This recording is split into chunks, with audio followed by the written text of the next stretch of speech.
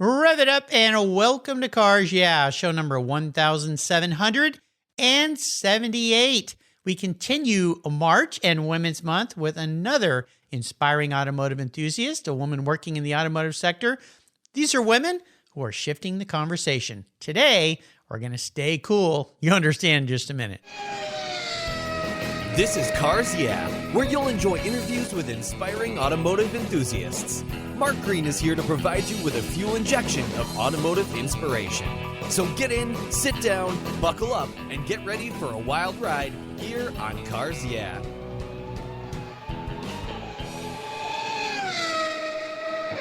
Hello, inspiring automotive enthusiasts, and welcome to Cars Yeah. Today, I'm in beautiful San Antonio, Texas, with a very special guest by the name of Allison Harding. Allison, welcome to Cars Yeah. Are you ready to put it in gear and release the clutch? Absolutely. All right, we'll have some fun here. We're going to stay cool. We'll explain that in just a minute. But first, before I give you a proper introduction, what's one little thing that most people don't know about you, Allie? Well, I did cancer and DNA nanotechnology research while I was at Johns Hopkins University. Whoa. Okay. We've got the brains in the house now. So that's impressive. Now, this is very interesting, and I think we're going to maybe get into this. You've done a major transition in your life into a new career path. I just had a guest on the show yesterday that did the same thing, went from the restaurant industry into the marketing, automotive marketing, PR business. So when you were studying that, was that your path that you were going to head down? You thought where your career was going to take you, or just this is a little side hobby for someone like you? It was like, you go to college, you're 18, and it's like, how am I supposed to know exactly what I'm going to do? Right. And I knew I was good at math and science, and I knew, I went to Johns Hopkins. I loved it. I visited a whole bunch of schools, and it was the one for me. And so at Johns Hopkins, when you do math and science, you do medical math and science. So that's kind of like how I fell into that. And I was doing it for a few years, and I was like, this is cool, but like not exactly what I want to do, but I didn't know what I wanted to do. So, I did that, and then I kind of dipped my feet in the water in a few different other things. I tried defense for a while. I worked for BAE Systems, and we manufactured explosives in Tennessee. Wow. Yeah, it was my first introduction to manufacturing, and I was like, okay, I'm getting closer. Like I like this more. Yeah, I'm like, okay, moving in the right direction, but still wasn't totally there, So then I switched into automotive 3 years ago, and it's that process of elimination for me. It was like, I like technology, but not sure how to apply it. And then it ended up in this place where I'm like, oh, I like direct to consumer technology. Like I like working for making a product for a customer that really wants to buy this product for fun. Yeah. And that's kind of how I figured out, this was for me. This is a very interesting path that you've taken, but I love this because lots of times young people get locked into something and they think they have to stay there. Yeah. And then they find out after decades, this isn't really what I wanted to do. And then they're just living for retirement. And that's no way to live. So this is very interesting. Well, let's dive into your life here. Allison Harding is the new Chief Operating Officer for Vintage Air. For the past 3 years, she has worked as a manufacturing engineer before transitioning into Special Projects Manager, where she focused on product development and design. She has a background, as she said, in chemical and say that word for me. Chemical and Biomolecular Engineering. See, and that's why you're so much smarter than me. Biomolecular Engineering from the Johns Hopkins University. Now there's a place. And after spending 4 years, as she said, in cancer and DNA nanotechnology, I can say that word, research, she gained experience in the defense industry at BAE, as she's talked about systems before transitioning into the automotive industry, where she's found her passion, this great combination. Outside of work, she's finishing her master's in manufacturing engineering at the University of Michigan, is recently Lean Six Sigma Black Belt trained, very cool, writes a column for Throttle Gals magazine, and is serving as the SEMA Businesswomen's Network Resources Committee Chair. And regular Cars Yeah listeners will remember Jack Chisenhall, who is the president of the company. He's been a guest on the show, and of course Rick Love, two fascinating gentlemen you worked with, so go back and you can listen to their shows as well. We'll be back in just a minute to learn about how Allison keeps our old cars cool. Especially you need that in Texas. But first, a word from our valued sponsors that make this show possible. So keep the seatbelts on. We'll be right back. You've heard me talking about Covercraft here on Cars Yeah since I began bringing you inspiring automotive enthusiasts over 7 years ago. Covercraft is a company I've trusted to protect my beloved vehicles since I was in high school, way back in 1975. Did you know they've been in the business longer than that? Covercraft was founded in 1965. Maybe they would have had a cover for my pedal car back then. I'll bet they did. You don't stay in business for over 55 years without providing your customers with superior quality, innovative solutions, and a massive breadth of selections and categories when it comes to protection. Their custom-fit car covers are just the start. Covercraft offers covers for cars, trucks, ATVs, boats, outdoor furniture, it's on my patio, seats, trunk covers, floor dashes, masks for the front of your rides, and so much more. I have got something special just for you as a listener here on Cars Yeah. If you use the code YEAH21, YEAH21 at covercraft.com, they'll give you 10% off. That's right, 10% off. Just use the code YEAH21. Covercraft, protecting the things that move you for a long, long time. When it was time to renew my last policy for my collector car, my carrier's rates went up. They went way up. But my usage was the same and I never had made a claim. No tickets, nothing. What's with that? American Collectors Insurance, that's who now protects my Porsche Turbo. The one I call my Orange Crush. Has your collector car insurance recently raised your rates for no good reason? Tired of paying an annual membership fee? I was too. So I shopped around, I asked friends for recommendations, and found a winner that I can trust. And boy, am I glad I did. I'm saving hundreds of dollars. I can sleep at night knowing my baby is properly insured. American Collectors Insurance have been protecting vehicles since 1976. They provide me with an agreed value insurance policy backed by a history of taking care of their clients. What could be better than that? Give them a call for a quote today at 866-ACI-YEAH. That's 866-224-9324. And protect the ones you love like I did. American Collectors Insurance. Classic car insurance designed by collectors for collectors. All right, Allison, we are back.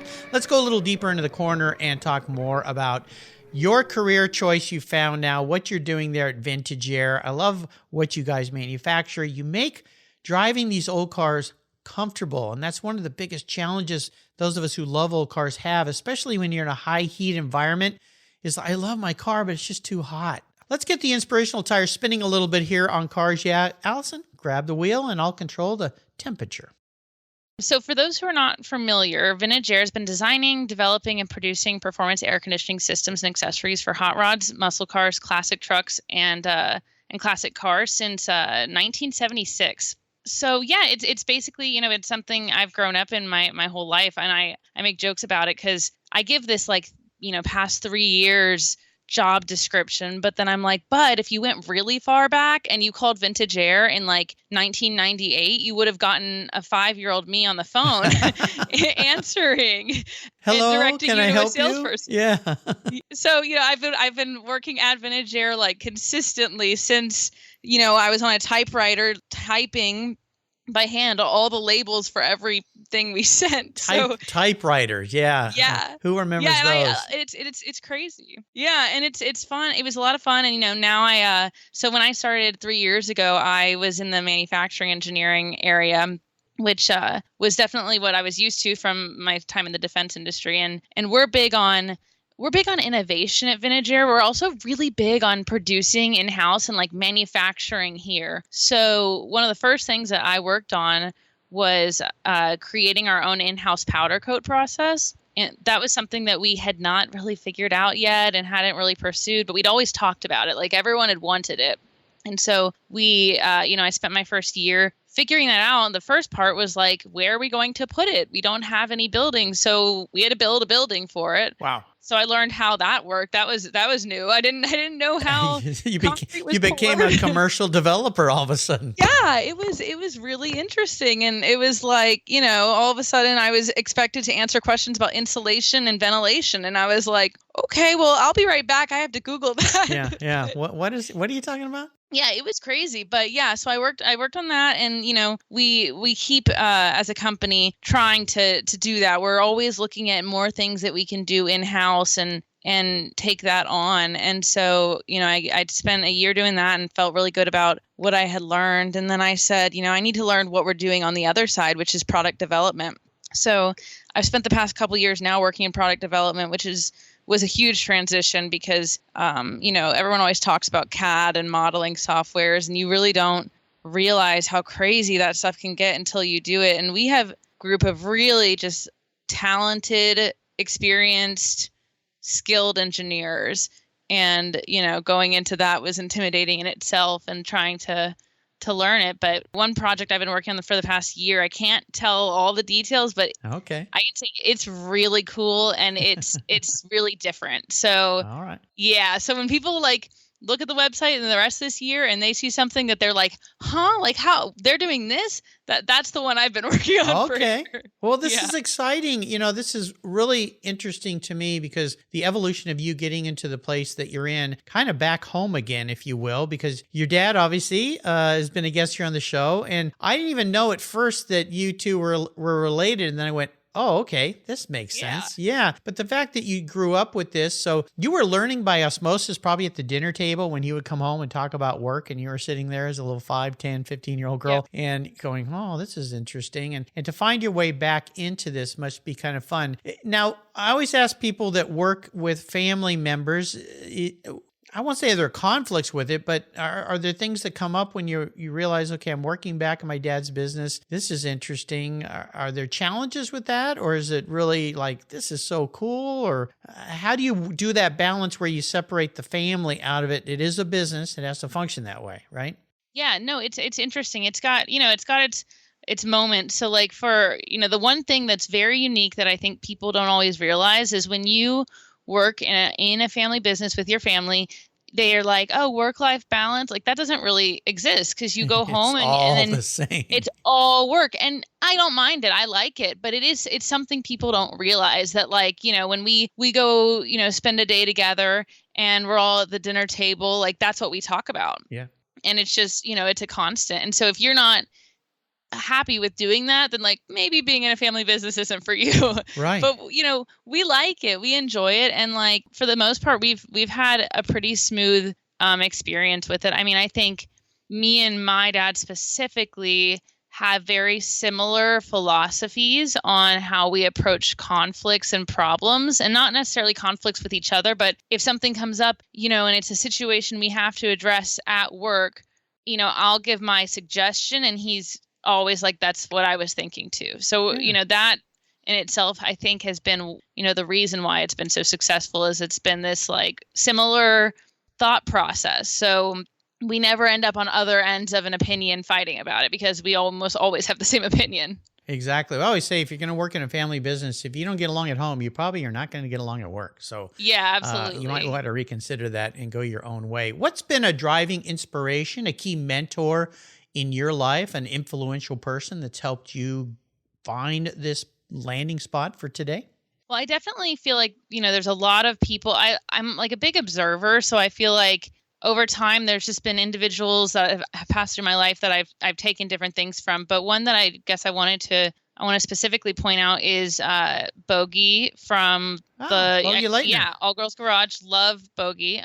She invited me. Let's see. I reached out to her a couple years ago, and I was like, I have heard, I didn't really know who she was yet, which is so silly. I feel silly for that. But I was like, I have heard so many amazing things about you. When I'm at SEMA, can we get together and maybe have coffee and I can, talk to you? And she was like, let's do one better. I have a build going on for 2 more months. Want to come out? And I was like, yes, I want to come out. Cool. Absolutely. Cool. And I flew out there and I got to spend a week with her and all the women that work at her Girl Gang Garage. And it was such a cool experience. I made so many friends and, working with her directly was really cool. And one thing that I really took away from my time with her was, she has this kind of phrase that she uses that's like, don't, say, I don't know, say, I don't know yet. Yeah. Yeah. And that really stuck with me because I have this tendency, I think a lot of people do, the more that you learn, the more you realize how much you don't know. Of course. Yeah. It's just like, oh gosh, I'm not,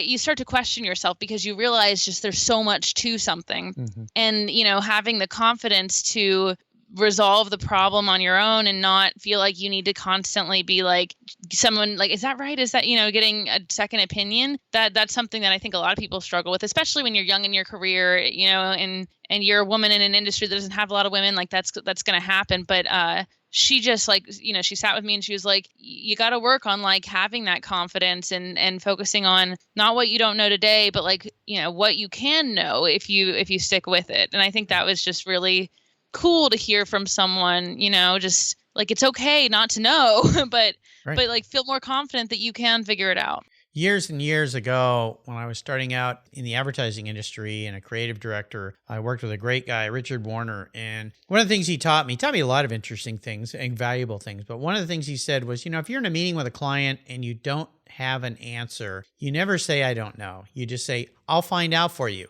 And you write it down and you come back, because few people can argue with that, and few people will question your integrity when you answer it that way. But when they're going to hire you as a professional and you say, I don't know, they go, I think I might have hired the wrong guy here. Most definitely. Absolutely. So Bogey's great. She was a guest back in 2016, I believe. I need to get her back on here. I got to meet her several times in person at SEMA shows. She's done a wonderful thing for the women in the automotive sector industry. Totally has. Yeah, incredible powerhouse. And of course, All Girls Garage, a television show. So very cool. So if you were going to become the mentor, the bogey in your world, how would you advise other women who are seeking to get into the automotive sector and into your industry or into anything they love? Yeah, I always say like the best way to get involved in any industry is to just like volunteer as much as you can. So for me, I was like, I need to know more. Like I go to SEMA every year. And for the first couple of years I went to SEMA, it was always me, tagging along with my dad and knowing his friends, which is great. It's really cool to get to be introduced to these people who are like industry leaders and have been for so long. But, I wanted to kind of pave my own way as well. And so I was like, okay, I'm going to get involved by like volunteering for the SBN and like having an active role so that I can meet more people. And I'm going to sign up for Bogey's build, and I'm going to find friends that I have that I think would benefit from going to her build. And I'm going to look up local female mechanics, and that's where I'm taking my car. Another really useful tool are like Facebook groups. Like I sign up for Facebook groups that are about women in automotive, and anytime I see someone post on there like, hi, I'm like a young girl looking to enter the industry, does anyone want to talk to me? I'm like, yeah, hey, I'll talk to you. And so I think for anyone entering into an industry, you've just got to go all in. And, that's why everyone's always like, how are you doing SBN and writing articles and in school? And I'm like, because you just have to like live it, It's like, you've got to do everything with it. I'm trying to remember. I read this quote recently from the CEO of GM. It basically was like, do every job like it's the last job you're going to do. And, what if you knew this was it for you forever, how would you act around that? And you've got to just throw yourself into it with your hobbies and all your free time. And, not in a way where you're overworked and miserable, but in a way that you find sociability in the industry that you're going into. I think that makes it fun too, makes your job fun, but it also just helps you get a better view of what's going on around you.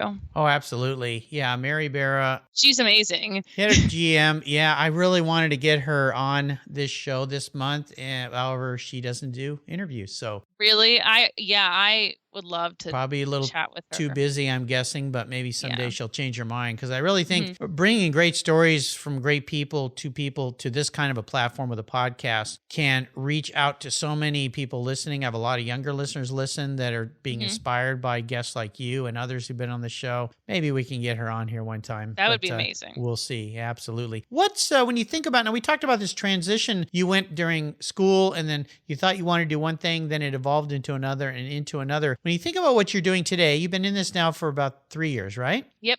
What's if you could pick a favorite part of what you do there at Vintage Air, what would it be? What fires you up the most every day with your interaction with your coworkers and customers? Yeah, I mean, I touched on it a little, but I think the thing that just makes me like really excited to do my job is just knowing that the product that I'm making is something that, someone like saves up for and they really look forward to it, or they get it at Christmas as a gift. It's like, it's something people are so excited to get in and install. And I engage with people on social media a lot. Like I'll have people who are in, I'll see online that they tag Vintage Air and they're installing their kit. And I always touch base and I'm like, I want to know, how was it? Did you like it? And like, I love that interaction. That to me is like a lot of fun. So as a designer, when you're looking at the product and you're coming up with the new ideas, you think about that. You're like, what if I did this? Do you think they would love that? And it's kind of just like an exciting feedback loop of testing your design skills to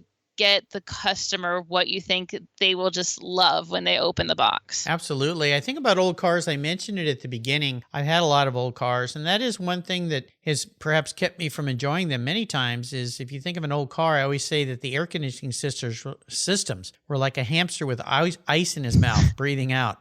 They worked for a little bit and then they ran out of ice and then ran out of breath. And what you guys is enable us to enjoy our old cars in comfort and in systems that work and you don't have to worry about. And there's systems you can do yourself if you have some do-it-yourself couple tools and instructions. It's doable. So it's really a cool thing. You're making people happy and cool at the same time. So let's take a short break. When we come back, I want to talk a little bit about a challenge you've faced in your life. So keep the seatbelts on. We're staying cool here today with Allison. Hold on. I've discovered Linkage.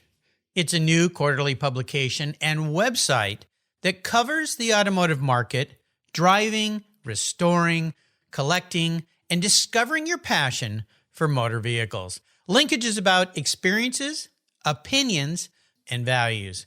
Linkage is an actual informed, reasoned opinion based on first-hand experiences. A talented Linkage team covers the automotive world, the people who share your passion and mine, smart, considered, rational, and experienced opinions, ones you can learn from and grow.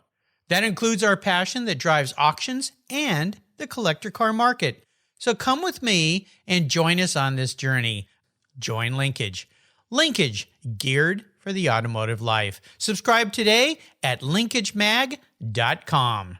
And don't forget, if you go to linkagemag.com and you use the code CARSYEAH at checkout for a subscription, you get $10 off. Compliments of Cars Yeah. Check it out.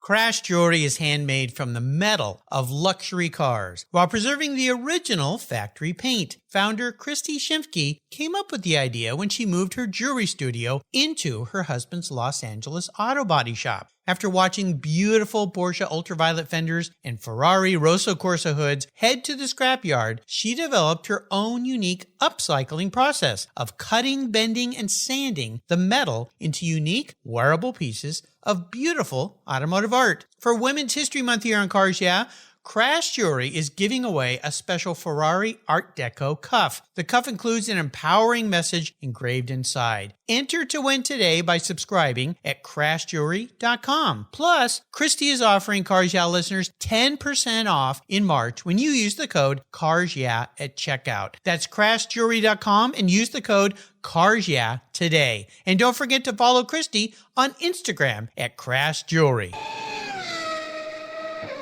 All right, Allison. So let's talk about a big obstacle, big failure, big challenge that you've faced in your life so far, your career that you've had to overcome. What was it? But more importantly, what did it teach you so you can move forward in a positive way? Yeah, I love this question. I think as a whole, like challenges you face, I have, so many examples. I'm like, the real driving factor for so many things that have happened in my life have been a result of falling down. And so what I think really has impacted me the most in this role is, I grew up around cars. I grew up going to car shows. I had a Thunderbird in high school, but it didn't do well for me. It would die mid-drive often. Old cars, the joy of old car ownership. Yeah, but I wasn't a gearhead. I wasn't doing and in college, if I lived a zillion miles away, and I took my car to get service and I didn't know what they were saying to me. Like I'd have to call my dad and I'd be like, Dad, I don't know what's going on. Like, is this right? Like I just wasn't. Are they trying to trick me or dupe me or exactly. me? And they do that. So you have to be careful where you're at. My mom calls me all the time with those. Hey, they're trying to tell Exactly. me I need new brakes. I just got them last year. Is that true? Yeah, exactly. And so I wasn't the most car savvy person. And so I came into the industry and I knew I was like, I've got the engineering experience, I've got the understanding of business logistics, but I don't know all the cars yet. And that's a lot to learn.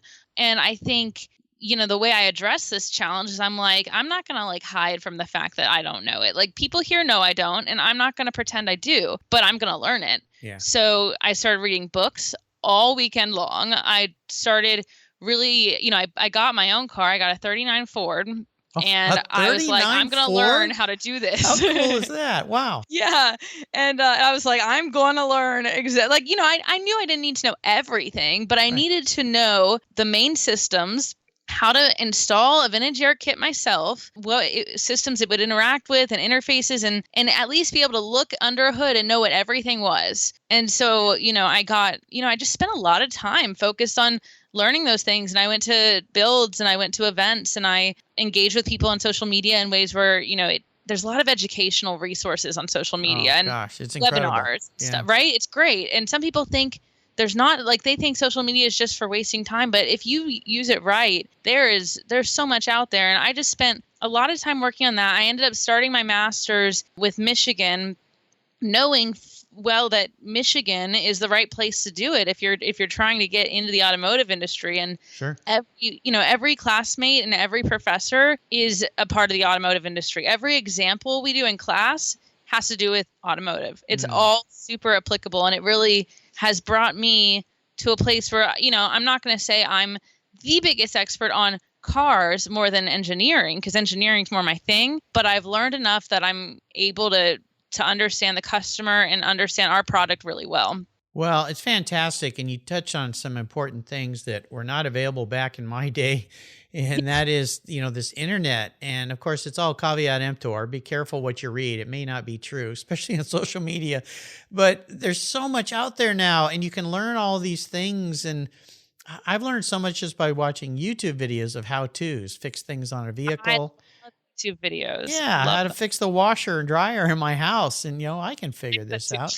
Yeah, or at least I know what's probably wrong. So when the repairman comes, he doesn't try to dupe me into replacing parts that I don't need. Yeah, there's a lot of stuff. I also one of the things that we do a lot here is when we're an engineer, you're making prototypes. And so you're cutting sheet metal and then you have to make an assembly. And, I didn't know how to weld when I got here. So I hopped on YouTube and I watched some videos and I was like, I'm going to learn how to do this. Cool. And it's one of those things. Could I have asked someone here to do it? Totally. Would they have done it? Yeah. But that wasn't the point. The point was that I needed to be able to do it myself. And at first I was really nervous about it. And I would be at our little station here and, people would poke fun. They'd walk by, oh, look at what she's trying to do today. But eventually they got used to it. Yeah, and now I can make my own prototypes and I don't have to wait on anybody. So it's, I think the lesson is when you've got a challenge, don't hide from it or look at your weaknesses as a bad thing.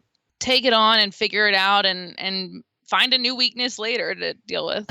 Find a new weakness later. There's a quote I'm going to write down. I like that because that's how you grow. Well, this is wonderful. Great golden nugget you're dropping for us here to pick up and put in our bucket. I think that's fantastic. What are some of the ways that you like to give back, that you like to help others in the automotive sector, other than providing them a cool ride in their old car? Yeah, I volunteer in a lot of stuff. It's actually being a woman in the industry is something I'm super passionate about addressing because I do, notice how rare it is. I work in the SEMA Business Women's Network as the lead of the resources committee. So what that means is I'm working with women every week from SEMA to organize events for women in the industry. So this year we've got 15 virtual events that are super cool that are they're taught by women in different areas of the industry doing really amazing things. And then we go into small breakout groups so that people from all over the world even can chat in small groups of 4 or 5 with other people in the industry. So creating those events has been a big thing for me lately. I'm also, I do the Throttle Gals magazine. And so for me I see that it's a volunteer position and I write a column that's called Chisenhall Explains It All. Now I love it. I love it. And my goal is people are intimidated there's a lot of people who like cars, but sometimes they're intimidated by understanding the technical stuff, and they might be scared to ask because it's, oh, you don't know that already. Right. So it's a lot of explaining things in simple terms about the technology that happens inside your car. Wonderful. With, hopes that some of the people reading might feel empowered by that and feel less intimidated to jump into technology. I think it's tremendous what you're doing. And of course, being involved in SEMA and that organization, giving back to others, helping others in the industry is a key part. But I like the name of that. Chisenhall explains it all. Yeah, Cool. I've got a cute little emoji of myself that goes with it. That one of my friends that works here, there's a graphic designer for us. He created a little logo for it, so Nice. It is fun. Well, that's cool. I love what you're doing. That's really great. When you think about your career so far, and you have so far to go, but when you think about what you've done so far, is there one big highlight that you'd like to talk about, a big proud moment for you?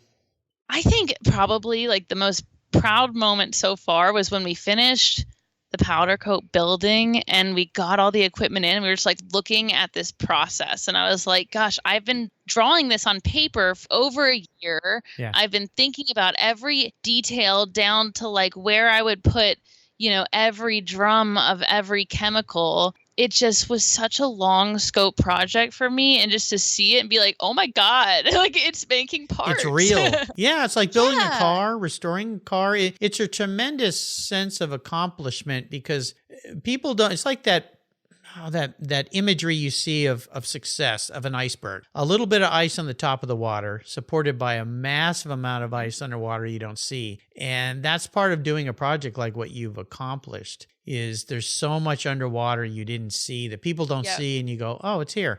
Magic. Yep. Yeah. Exactly. Very cool. Well, congratulations on that. We'll be back in a minute. One more check with our sponsors here, and we're going to come back. I'm going to ask you to share what you would consider the ultimate drive. So sit tight. We'll be right back. Have you looked under your hood recently? The average car today has more than 70 computers and 100 million lines of code. Today and tomorrow, being a professional technician requires an understanding of technology, computers, and electrical systems that are highly advanced and very complex. Cars Yeah! is honored to support TechForce Foundation as our charity of choice.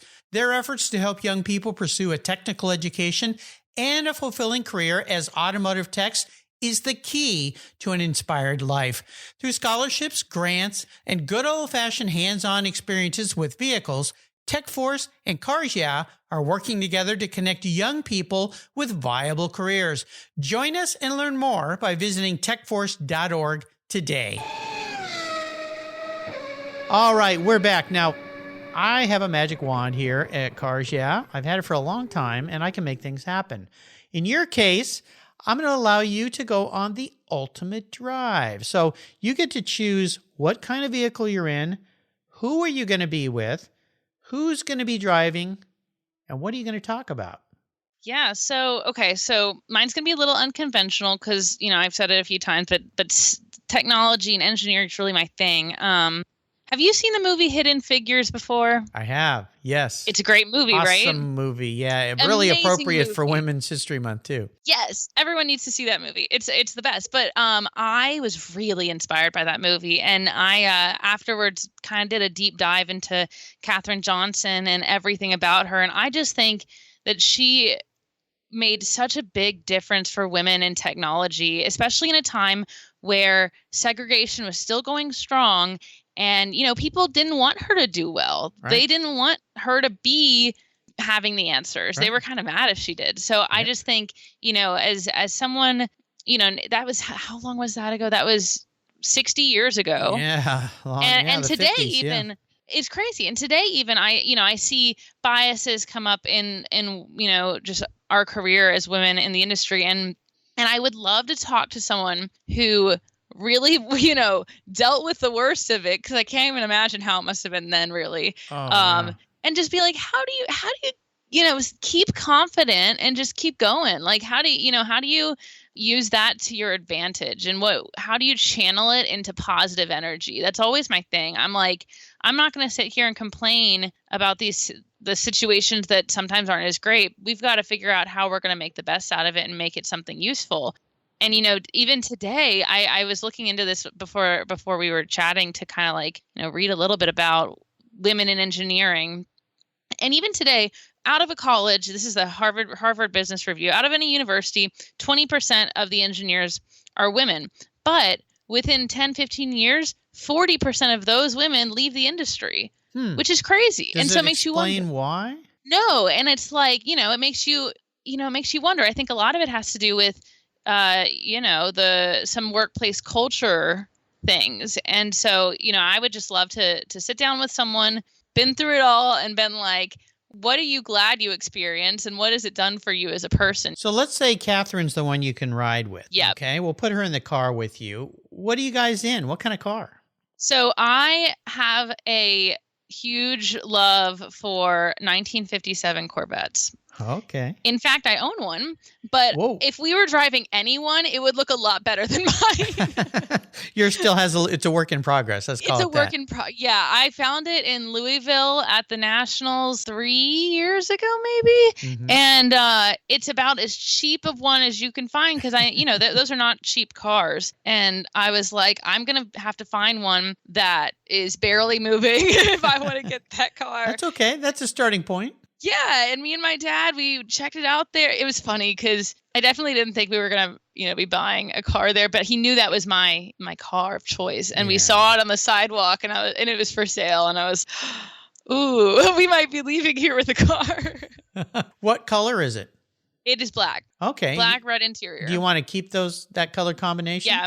Yep. Okay. That color combo is the way to go, but definitely my favorite one is actually the Ken Diggett Family Affair 57 Corvette. Oh, that would be you think? The one. Yeah, he does. He's been a guest here on the show. Yeah, he builds some cool stuff. It's an amazing car. Cool. Well, this sounds pretty like a fun ride, and I'm assuming it's going to have a vintage air cooling system, so you can stay cool in that thing. So sounds like a pretty nice ride to me. Allison, you have taken me on a great ride today. This has been really fun, and I want to thank you for sharing your incredible journey. You're just getting started, which is so much fun. Before I let you go, could you offer us maybe a little parting piece of wisdom or guidance before you drive off into the Texas sunset with Katherine Johnson in that 57 Corvette? Yeah, I think, a quote I always think about is, if you're the smartest person in the room, then you're in the wrong room. I think it's super important to put yourself around people that make you challenge and grow, and, staying stagnant's no fun. Let's stay with moving forward by always putting yourself around people that help you do that. What are the many ways people can learn more about you and Vintage Air? So I love, like I've said a million times, social media. I love to engage with people on social media. So if anyone wants to follow me, definitely do that. It's Allie Chi, like Chisenhall. So is it A-L-I? It's ALLYCHIII. I've got three eyes. Allie Chi, a little chi in your life. I like it. Yep. Yeah. And I love to engage with anyone on social media, talk cars, talk air conditioners, talk anything else also. So yeah, have people, reach out to me. I love to especially talk with young women in STEM. I think it's cool to share our experiences together. Absolutely. And of course, you got to check out Vintage Air if you've got an old ride that's a little too warm, because they will cool you down and make you feel oh so comfortable so that you enjoy that ride a lot more often. So check it out. Wonderful company. Been around for a long time. A great place to go. And I want to do a shout out to Nathan Espinoza, who helped us get together today, Con Media. He's brought me so many great guests, including yesterday's guest, Rebecca Wynn. Thank you, Nathan, for everything you do there at Con Media. Allison, thank you for being so generous today with your enthusiasm and inspiration, and for taking us on a wonderful ride until you and I talk again. In fact, I want to go for a ride in that Corvette with you once you get that all restored. I'll see you down the road. Thank you, Mark. You're welcome. Thank you so much for joining us on today's ride here at Cars Yeah. Drive on over to carsyeah.com to find show notes and inspiring automotive fun. Download your free copy of Filler Up, a fun book filled with gorgeous photographs of fuel filler fun, including quotes from more inspiring automotive enthusiasts. Download your copy today, and we'll see you next time on Cars Yeah.